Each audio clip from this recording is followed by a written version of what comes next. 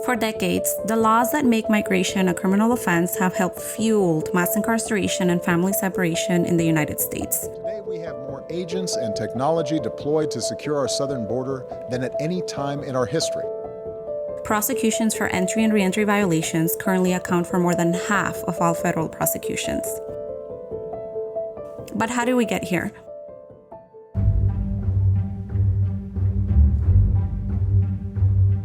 In 1929, known white supremacist and U.S. Senator from South Carolina, Coleman Bliss, lobbied Congress to pass a law that would make crossing the U.S. border a federal crime. The explicit goal? To stop Mexican migrants from coming to the U.S. This law eventually became Sections 1325 and 1326 of the Immigration and Nationality Act.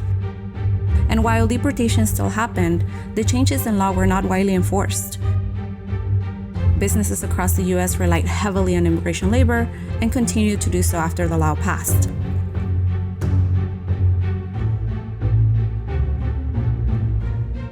This changed in the early 2000s, when President George W. Bush began to federally prosecute mass numbers of immigrants in an attempt to deport thousands of people as quickly as possible, often without access to an attorney.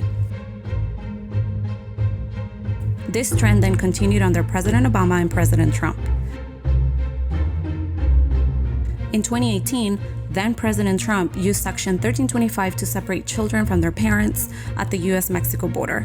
And while Trump's family separation policy ended because of a nationwide community pressure, the law that was used to create this inhumane policy still remains in place, and its harmful impact continues to be felt. In recent years, people charged with Sections 1325 and 1326 have been challenging the law, and in 2021, in a landmark decision, a district court judge in Nevada ruled that Section 1326 was indeed unconstitutional and discriminatory. However, the federal government appealed this decision and is continuing to prosecute people. By repealing Sections 1325 and 1326, we can end federal prison sentences for people who cross the border seeking safety, freedom, or trying to come home to their families.